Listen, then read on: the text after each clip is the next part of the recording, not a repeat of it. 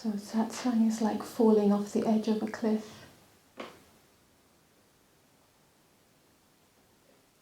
Yeah, it's like standing at the edge of mind, at the edge of mind,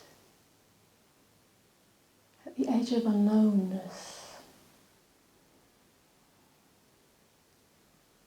The mind knows, it needs to know, it needs to feel secure. So the mind has expectations. The mind has already preconceived of how it's going to be, how it's not going to be. It's already started making comparisons. Yeah, the mind takes pictures, takes a picture of each experience you have, and then stores that picture away, and then takes another picture and compares that picture to the long list of previous pictures.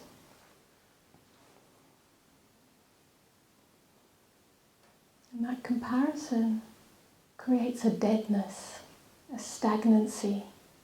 So life isn't experienced freshly.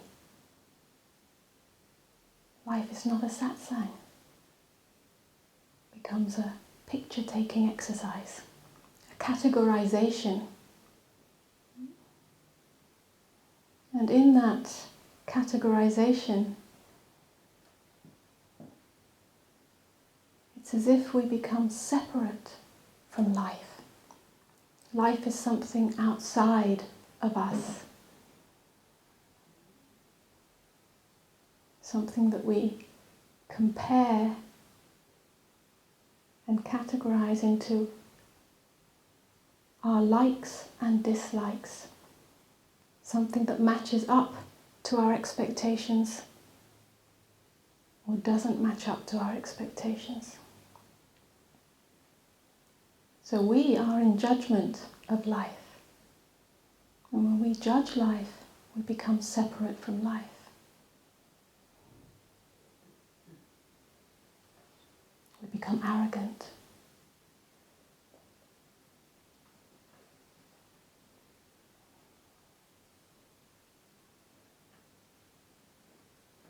And in that arrogance, we think that we can control or manipulate reality.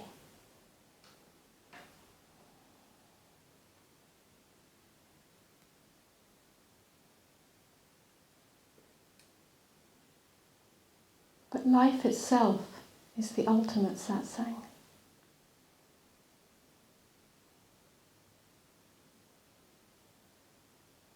Life itself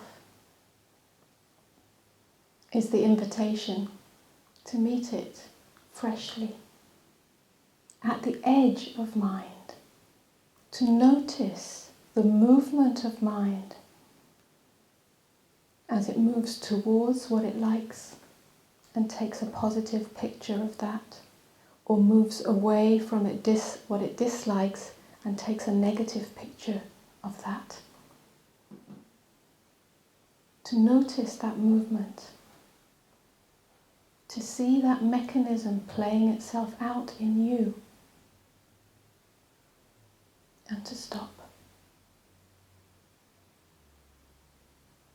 To choose to stand at the edge. It's not a controlling stop.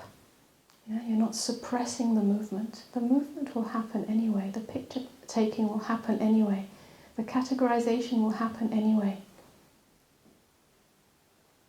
But there is something else in you that chooses to stop in that seeing and to stand on the edge.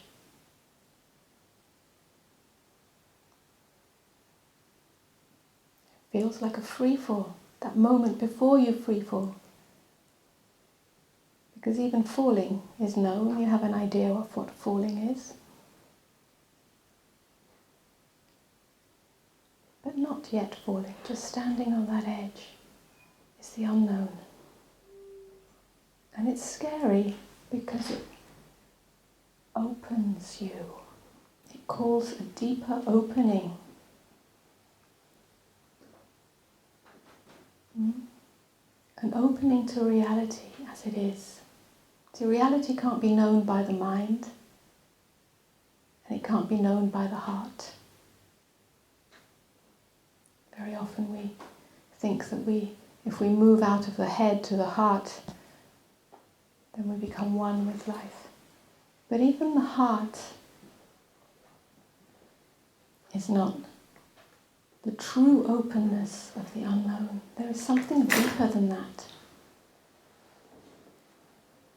Because the heart has its own personal story. Your story of woundedness, your story of brokenness, your story of love, your story of hurt. There's something much deeper than that. Something unnameable. We don't call it the mind, we don't call it the heart. It's unnameable. We don't even call it the soul. It's unspeakable. As soon as we put a name to something, it becomes known. As soon as something has a label, it becomes known to the mind. It goes back into the categorization mechanism. So to meet reality from the unknown is the only freedom there really is, and the only reality there really is.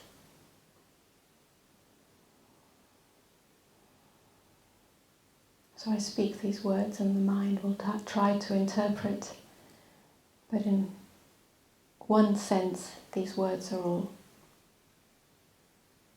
a lie. They cannot really be the truth. They can only point to that. I'm sure you've heard that before. It sounds like a cliche, but there is a real truth in that. Every word has a meaning to you. Even the spiritual words have a meaning interpreted by your mind. So these words cannot be the truth.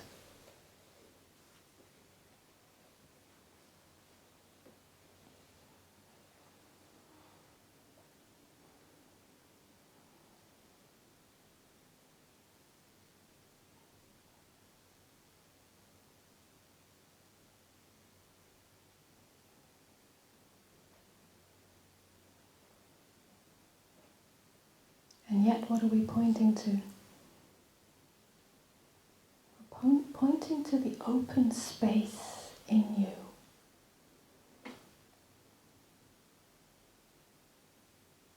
The open space that has no ground, it's groundless.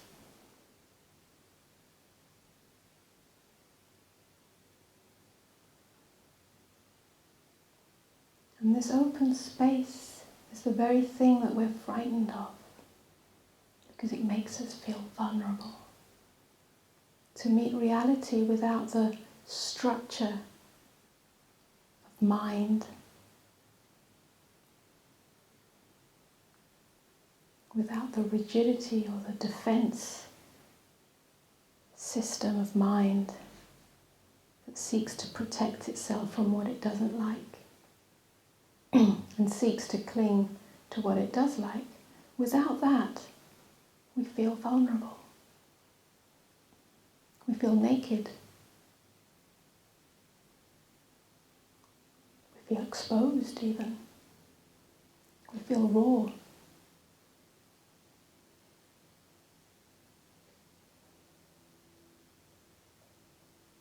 And satsang and life, which are one and the same, are calling us to this. And this vulnerability is not a weakness, it's a great strength.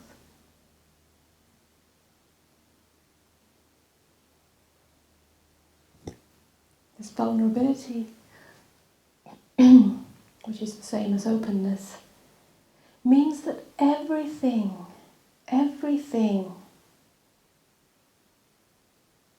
in your experience is fully allowed.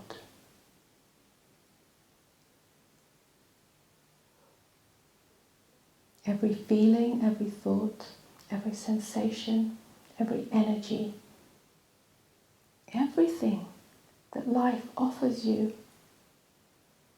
everything that moves through you as your life which is unavoidable anyway, because it's moving through you. And yet this attempt to protect ourselves from this, to deny it, to manipulate it, to change it, to turn away from it, to hide from it, none of that makes an iota of difference to life. It simply creates suffering. So to meet everything in openness, to allow everything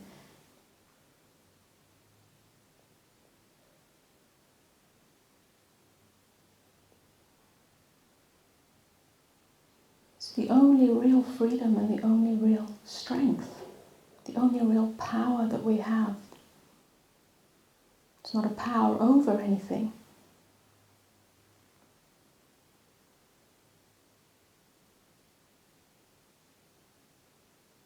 It's a power that has no need of defense or attack, because it is one with life. When you meet life in the nakedness of your innermost being, that part of you which is open to reality, that is not propped up by external scaffolding of egoic structures that create this apparent entity called a personality. When it's not propped up by this scaffolding,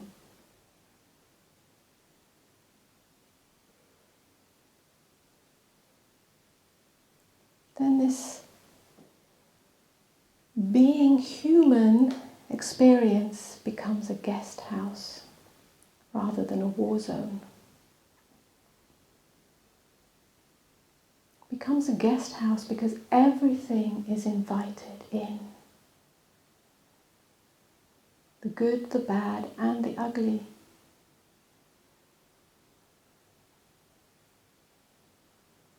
Every contraction, every energetic knot, whether it be emotional or physical or mental, every part of your story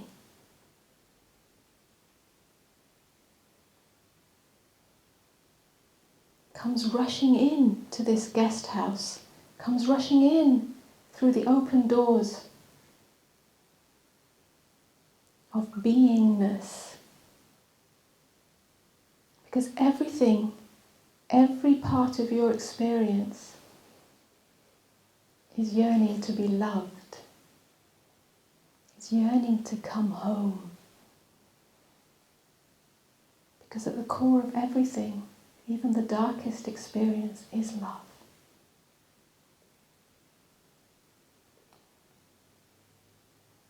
When it's an invited home, it becomes a guest. In other words, it also leaves when the time is right.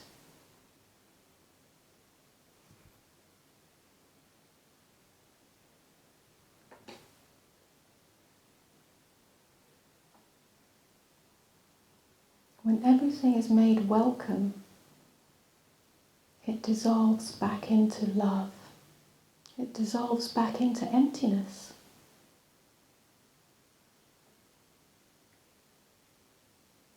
Dissolves back to where it came from. Formlessness. So it doesn't stick around as long. So all our attempts to push away that which hurts are futile. Simply makes that which hurts stick around a little longer.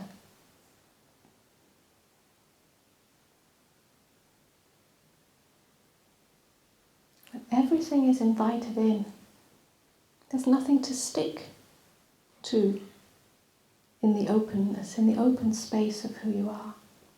You become like the sky, open, without boundary, uncontained. And then the clouds, they come and go.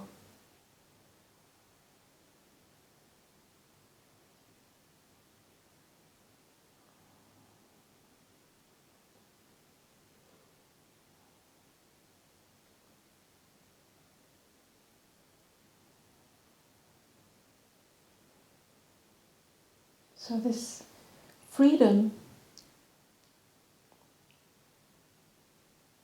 that you may be seeking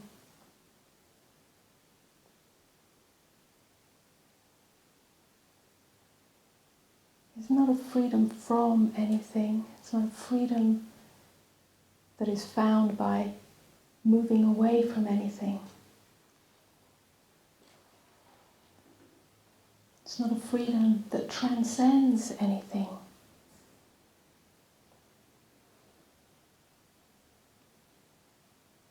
But it's the freedom of meeting reality absolutely as it is.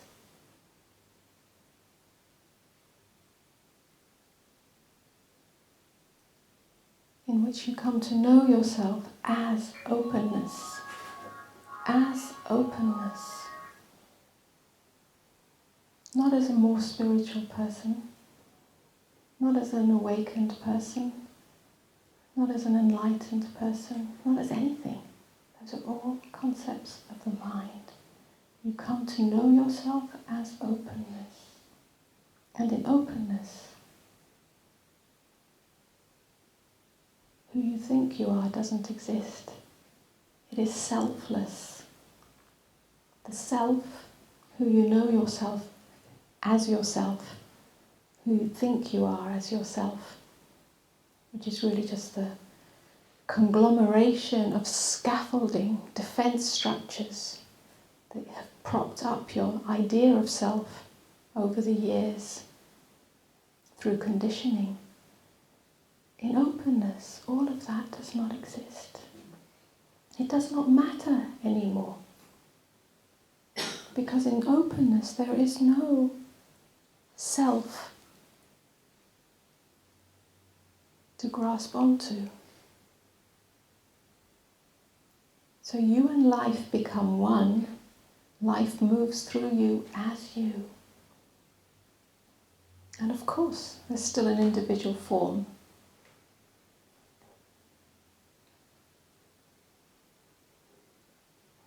But the movement of life through that form is not something that is perceived as outside of you.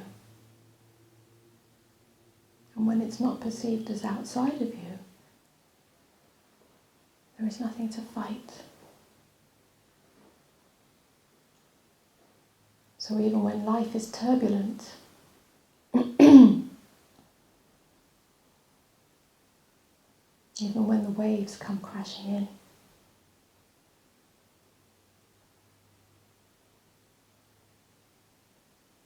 that's all that happens. They come crashing in.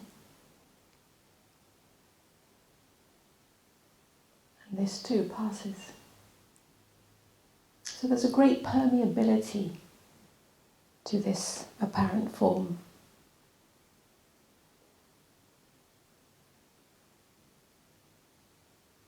It doesn't mean that turbulence doesn't happen. It doesn't mean that life doesn't get wavy. Maybe it does, maybe it doesn't. But your identity, yourself, is not wrapped up in it.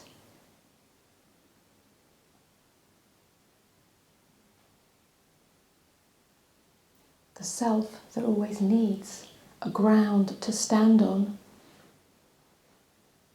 this knowingness that I referred to earlier, doesn't exist anymore.